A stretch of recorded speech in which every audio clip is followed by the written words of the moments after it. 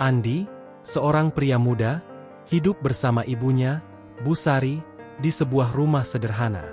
Halo sahabat serpihan kisah, sebelum kita mulai, jangan lupa klik tombol subscribe, like, share dan aktifkan lonceng notifikasinya, agar kisah ini bisa jadi pelajaran berharga untuk banyak orang. Sejak ayahnya meninggal, ibunya bekerja keras untuk membesarkannya. Tapi setelah Andi menikah, istrinya, Dina, mulai mengeluh. Rumah ini sempit, kita nggak bisa hidup nyaman. Kalau ada harta warisan ibumu, cepat ambil, biar kita bisa pindah ke rumah besar. Andi yang awalnya ragu, perlahan terbujuk. Hatinya dipenuhi ambisi, hingga lupa jasa ibunya. Ia mulai bersikap dingin. Malam itu, Bu Sari mendengar Andi dan Dina berbisik soal mengusirnya. Air matanya jatuh tanpa suara. Keesokan paginya, Andi mulai bicara kasar. Bu, mulai sekarang, lebih baik ibu tinggal di panti jompo saja. Aku sudah punya keluarga sendiri. Bu Sari terdiam. Jantungnya terasa remuk. Ia tak menyangka anak yang dibesarkannya dengan susah payah tega berkata begitu. Dengan lirih, Bu Sari hanya berkata, "Nak, kalau itu yang terbaik menurutmu, ibu ikut saja." Andi lega, Dina tersenyum puas. Malamnya, Andi mengantar ibunya ke sebuah panti jompo kecil di pinggiran kota. Tanpa pelukan, tanpa pamit. Saat mobil menjauh, Bu Sari hanya bisa menatap punggung anaknya, lalu berbisik lirih, "Semoga kau tak menyesal, Nak." Rumah itu kini sepi dari doa dan suara lembut Bu Sari. Dina bahagia, merasa bebas. Andi juga lega, merasa semua akan lebih mudah. Namun, malam pertama tanpa ibunya, Andi sulit tidur. Seakan ada sesuatu yang hilang. Paginya, ia terburu-buru kerja. Tapi aneh, nasi di rice cooker gosong, listrik sering mati, dan suasana rumah jadi panas. Dina marah, "Makanya kita harus segera pindah rumah besar, biar nyaman. Jual saja rumah tua ini." Andi mengangguk, meski hatinya gelisah. Hari itu, di panti jompo, Bu Sari mendadak jatuh pingsan. Andi mendapat telepon dari pihak panti. "Pak Andi, ibu Anda tadi pingsan, tapi sekarang sudah sadar. Kami sarankan Bapak menjenguk." Namun, Dina menahan, "Nggak usah repot. Lagian panti kan udah urus dia. Fokus aja kerja biar kita cepat kaya." Andi menuruti. Tapi malam itu, ia bermimpi buruk. Melihat ibunya menangis di ujung kamar. Memanggil namanya, "Nak, pulanglah." Andi terbangun dengan keringat dingin. Saat membuka kulkas untuk minum, semua makanan di dalamnya basi seketika, menebar bau busuk menyengat. Andi mulai resah. Rezekinya terasa seret. Proyek kerjanya tiba-tiba gagal. Di rumah, Dina malah makin menuntut. "Andi, aku nggak mau tinggal di rumah sial ini. Besok juga kita harus pindah." Andi menatap sekeliling rumah peninggalan orang tuanya itu. Untuk pertama kali, ia merasa bersalah. Seolah rumah itu ikut menangis karena kehilangan sosok Bu Sari. Malam itu, Andi menerima kabar mengejutkan dari panti. "Pak, kondisi ibu Anda memburuk. Kami sarankan Anda segera datang."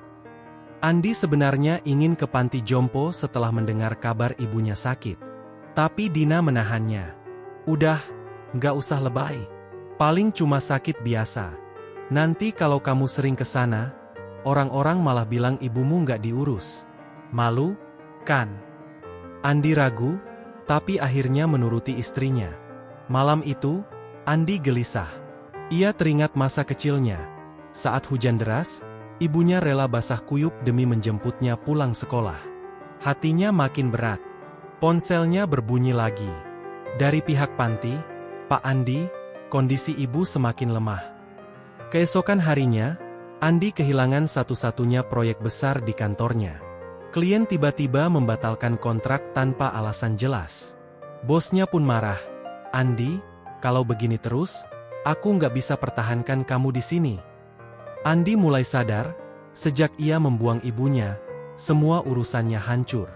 Namun, saat ia ingin bicara pada Dina, istrinya malah berkata sinis, Ya kalau kamu gagal, berarti kamu memang gak becus. Jangan salahin aku. Sementara itu, di panti, Busari hanya bisa menatap langit, berbisik lirih. Nak, ibu rindu. Andi pulang dengan wajah letih. Rumahnya semakin terasa kosong. Lampu sering padam sendiri, udara di dalam rumah sumpek. Ia membuka laci meja makan, menemukan kain lap lama yang dulu sering dipakai ibunya. Aroma masakan ibu seolah masih melekat di sana. Air mata Andi jatuh tanpa ia sadari. Apa aku terlalu kejam pada ibu? Gumamnya. Malam itu, Andi bermimpi lagi. Ibunya datang, menatapnya penuh kasih sambil berkata, "Nak, jangan tunggu terlambat." Andi berangkat kerja, tapi mobilnya mogok mendadak. Padahal baru diservis. Di kantor, ia malah menerima surat peringatan. Semua terasa makin berat. Ia sempat melihat bayangan ibunya di kerumunan jalan, tapi saat didekati, bayangan itu menghilang. Andi linglung, hatinya makin kacau. Malamnya, pihak panti kembali menelpon. "Pak, kondisi ibu Anda kritis. Tolong segera datang." Andi akhirnya memutuskan pergi ke panti. Ia mengendarai mobil dengan tergesa-gesa. Dalam perjalanan, kenangan masa kecil terus berputar di kepalanya. Tawa ibunya, doa setiap malam, masakan hangat yang selalu menemaninya. Sesampainya di sana, Andi berlari ke kamar ibunya. Namun, tubuh Busari sudah terbaring lemah dengan selang oksigen. Busari membuka matanya perlahan, senyum tipis muncul, dan berbisik lirih. "Nak, akhirnya kau datang." Tepat setelah kata itu, monitor detak jantung di samping ranjang berbunyi panjang, menandakan sesuatu yang tak diinginkan. Andi menggenggam tangan ibunya yang dingin. Air matanya tak terbendung. "Bu, maafin Andi. Andi salah besar. Jangan tinggalkan Andi, Bu." Busari menatap putranya dengan penuh kasih, meski napasnya tersengal. "Nak, ibu, nggak pernah marah. Jaga dirimu, ya." Tak lama kemudian, napas Busari terhenti. Andi menjerit histeris, sementara Dina hanya berdiri di pintu dengan wajah datar. Hati Andi hancur. Tapi ia tak tahu, kepergian sang ibu akan membawa sesuatu yang lebih besar. Jenazah Busari dimakamkan sederhana. Andi menyesal tak sempat berbakti. Sepulang dari pemakaman, rumah terasa lebih sunyi dan berat. Biasanya, doa ibu selalu menyelimuti. Kini, seolah semua keberkahan ikut terkubur.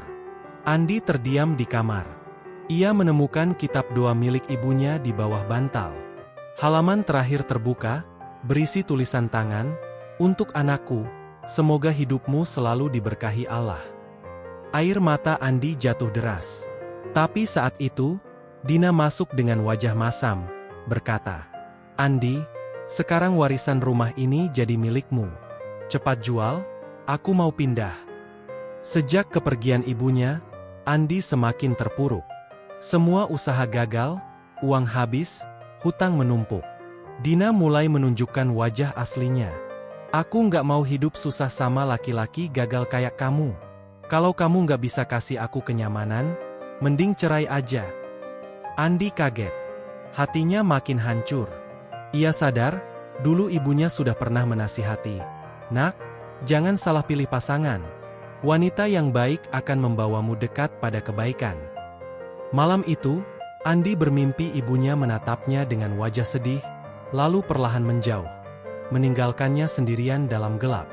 Hari-hari Andi makin berat. Rumahnya seakan menolak kehadirannya. Lampu sering mati, genteng bocor, air sumur tiba-tiba kering. Semua serba salah. Andi duduk termenung di ruang tamu. "Bu, kalau ibu masih ada, pasti semuanya nggak begini." Ia mulai sadar, bukan hanya kehilangan seorang ibu, tapi juga kehilangan doa yang selalu menjaga hidupnya. Saat Andi termenung, Dina membawa koper dan berkata dingin, "Aku capek hidup sama kamu. Aku pergi. Jangan cari aku lagi." Dina benar-benar meninggalkan rumah. Kini Andi sendirian.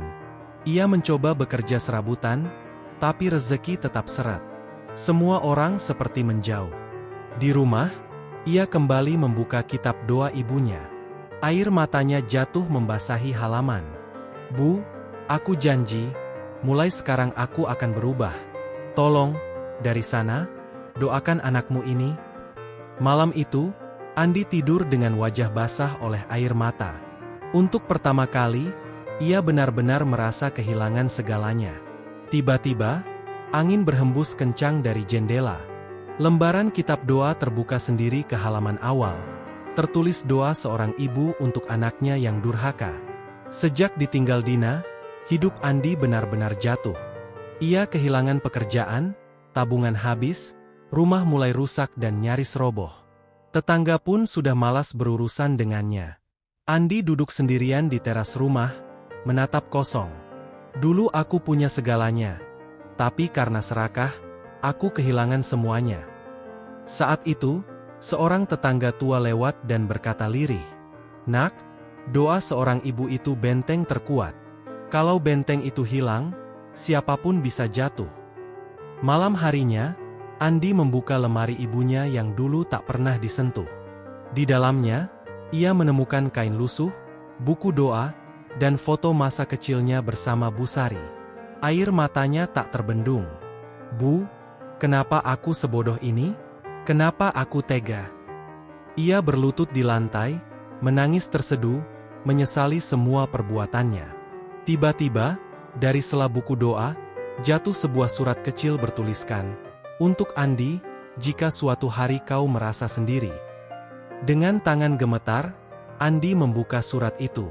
Tulisan tangan ibunya terbaca jelas. "Nak, jika suatu hari kau merasa sendiri, ingatlah, Ibu selalu mendoakanmu. Jangan pernah jauh dari Allah. Seburuk apapun dirimu, pintu taubat selalu terbuka." Andi terisak membaca kalimat demi kalimat. Surat itu seperti tamparan keras. Ia sadar, ibunya tak pernah membencinya, meski ia sudah berbuat durhaka. Malam itu, Andi bersujud lama sekali, memohon ampun, berharap ibunya diampuni dan dirinya diberi kesempatan berubah. Keesokan paginya, Andi bangun lebih awal. Ia salat subuh, lalu berdoa dengan khusyuk. Ia mulai bekerja serabutan, membantu tetangga, tak lagi gengsi. Sedikit demi sedikit, orang-orang kembali menaruh simpati. Andi sadar, ia tak bisa membalikan waktu, tapi masih bisa memperbaiki dirinya. "Bu, doakan anakmu ini dari sana, agar aku bisa jadi manusia yang lebih baik." Saat membantu membersihkan masjid, Andi dipanggil seorang ustadz tua. "Nak, maukah kau ikut membantu mengurus kegiatan sosial di sini?" Andi menerima tawaran itu. Ia mulai aktif di masjid, membantu fakir miskin, dan hidupnya terasa lebih tenang. Meski belum kaya, ia merasa ada keberkahan kecil yang mulai datang. Namun, tiap malam ia tetap merasakan sesak. Bayangan wajah ibunya selalu hadir, mengingatkannya pada dosa besar yang sudah ia lakukan. "Bu, andai aku bisa memutar waktu, aku tak akan pernah menyakiti hatimu." Malam itu, ia bermimpi ibunya tersenyum padanya, sambil berkata, "Nak, Ibu bangga, teruslah di jalan ini." Andi semakin rajin membantu di masjid. Ia membersihkan halaman, membenahi sound system, hingga mengurus santunan anak yatim. Orang-orang mulai melihat perubahan dalam dirinya. Seorang tetangga berkata, "Andi sekarang beda ya, lebih sopan, lebih rendah hati." Andi hanya menunduk, dalam hatinya ia tahu, semua ini karena penyesalan yang tak akan pernah terhapus. Saat pulang, ia melihat pintu rumahnya terbuka. Padahal ia yakin sudah menguncinya rapat. Andi masuk dengan hati-hati. Ternyata tidak ada apa-apa, hanya angin yang membuat pintu terbuka. Namun, suasana rumah tetap mencekam dan dingin. Ia teringat lagi masa-masa saat ibunya duduk di ruang tamu, menungguinya pulang kerja. "Bu, rumah ini kosong tanpa ibu." Ia lalu duduk di sajadah, membaca doa untuk ibunya, berharap doa itu bisa sampai. Malamnya, ia bermimpi mendengar suara ibunya membaca doa lembut di telinganya, sama seperti dulu sebelum tidur. Meski hatinya lebih tenang, hidup Andi tetap berat. Uangnya menipis, pekerjaannya hanya cukup untuk makan sehari-hari. Tetangga yang dulu mulai simpati, kini ada pula yang sinis. Percuma berubah, ibunya aja dibuang, sudah terlambat. Ucapan itu menusuk hati Andi. Tapi kali ini ia tidak melawan. Ia hanya menunduk, sambil berbisik dalam hati, aku pantas menerima semua ini. Saat berjalan pulang, ia melihat Dina, mantan istrinya, bersama pria lain, hidup dengan nyaman. Melihat Dina tertawa bahagia dengan lelaki lain membuat hati Andi semakin hancur. Ia sadar, dulu ia memilih Dina dan mengorbankan ibunya. Dan kini, Dina sudah meninggalkannya tanpa rasa peduli. Di rumah, ia menangis sendirian. Bu, ternyata ibu yang paling tulus. Aku bodoh, aku buta oleh cinta dan harta. Malam itu, Andi jatuh sakit demam tinggi. Tubuhnya lemah, ia sendirian tak ada yang merawat. Andi terbaring lemah. Tak ada seorang pun yang peduli. Ia hanya berusaha menahan sakit dengan membaca doa yang diajarkan ibunya dulu. Air matanya terus mengalir. Dulu saat aku sakit, ibu rela tidak tidur, menjagaiku semalaman, sekarang aku sendirian, tanpa siapapun. Beberapa tetangga akhirnya datang, membawakan makanan. Mereka mulai tersentuh oleh ketulusan Andi yang berubah. Perlahan, ia sadar, meski ibunya sudah tiada, doa dan kasih sayang ibu tetap hidup dalam dirinya. Saat ia tertidur karena lelah, ia bermimpi ibunya mengusap keningnya dan berkata, "Nak, kesabaranmu akan berbuah manis." Setelah beberapa hari sakit, kondisi Andi mulai membaik. Ia kembali ke masjid, walau tubuhnya masih lemah. Ustaz yang sering melihat kesungguhannya berkata, "Nak Andi, kalau kamu mau, ikutlah kerja di yayasan. Kita butuh orang yang rajin membantu." Andi kaget sekaligus terharu. "Saya? Apa saya pantas, Pak?" Ustaz tersenyum, setiap orang yang bertaubat selalu punya kesempatan baru. Andi menerima tawaran itu, tanpa tahu inilah awal dari perubahan besar dalam hidupnya. Hari-harinya kini penuh kegiatan sosial. Andi membantu anak yatim, mengurus sembako untuk fakir miskin, hingga mengantar obat untuk orang tua sakit. Meski lelah, hatinya terasa damai. Ia sadar, memberi tanpa pamrih membuat hidupnya jauh lebih indah dibanding mengejar harta dulu. "Bu, andai ibu bisa lihat, pasti ibu tersenyum melihat anakmu berubah." Suatu siang, Dina tiba-tiba datang. Wajahnya kusut, penuh masalah. Pria yang bersamanya ternyata menipu dan meninggalkannya. "Andi, maafin aku. Aku salah. Aku nggak punya siapa-siapa lagi, bolehkah aku kembali?" Andi terdiam. Luka lama terbuka kembali. Ia teringat bagaimana Dina dulu memaksanya membuang ibunya. Hatinya bergejolak. Dina menangis dan berlutut, "Tolong aku, Andi, hanya kamu yang aku punya sekarang." Andi termenung lama, menunduk dalam diam. Bagian dari dirinya ingin menolak, tapi bagian lain teringat pesan ibunya. "Nak, jangan simpan dendam. Maafkan, meski orang menyakitimu." Akhirnya, Andi berkata lirih, "Aku sudah memaafkanmu, Dina, tapi aku tak bisa kembali padamu. Jalan kita sudah berbeda." Dina menangis histeris, namun Andi tetap tegar. Ia belajar bahwa memaafkan bukan berarti harus mengulangi kesalahan yang sama. Saat Dina pergi, Andi merasa hatinya lebih ringan dari sebelumnya. Sejak hari itu, rezeki Andi mulai terbuka. Ia mendapat kepercayaan besar dari yayasan untuk mengelola usaha kecil. Hasilnya digunakan untuk anak yatim dan orang-orang miskin. Nama Andi kembali harum, tapi kali ini bukan karena harta, melainkan karena kebaikan. Ia berdiri di depan rumah peninggalan ibunya, menatap langit. "Bu, mungkin ibu sudah bahagia di sana. Doakan anakmu agar selalu berada di jalan yang benar." Angin sepoi berhembus, seolah ada suara lembut membisik, "Ibu selalu mendoakanmu, Nak." Hari-hari Andi kini jauh berbeda. Ia sibuk mengurus anak-anak yatim, membagikan sembako, dan membantu renovasi masjid. Masyarakat mulai menghargainya, bahkan orang-orang yang dulu meremehkannya kini menaruh hormat. Andi tersenyum kecil. Bu, dulu aku hanya mengejar dunia. Sekarang aku tahu, kebahagiaan sejati ada di sini. Seorang pengusaha kaya yang melihat kerja keras Andi datang menghampiri. Nak, aku butuh orang jujur sepertimu untuk mengelola proyek sosialku. Mau ikut? Andi sempat tertegun. Tawaran itu besar, bisa mengubah hidupnya sepenuhnya. Tapi ia khawatir, apakah ini ujian atau memang rezeki yang datang? Ia meminta waktu untuk berpikir dan berdoa. Malam itu, Andi kembali membuka kitab doa ibunya. Bu, tolong tuntun aku, agar aku tidak salah jalan lagi. Saat ia menutup kitab, lembaran surat ibunya yang dulu jatuh, seolah mengingatkannya pada pesan, jangan jauh dari Allah. Keesokan harinya, Andi menemui pengusaha itu. Pak, saya akan menerima tawaran ini, tapi dengan satu syarat. Semua hasilnya harus bermanfaat untuk orang banyak. Pengusaha itu tersenyum lebar. Itu yang membuatku yakin padamu, Andi. Andi pun resmi mengelola sebuah proyek sosial besar. Hidupnya mulai mapan, tapi kali ini dengan jalan yang benar. Namun, di balik itu semua, masih ada satu hal yang terus menghantui.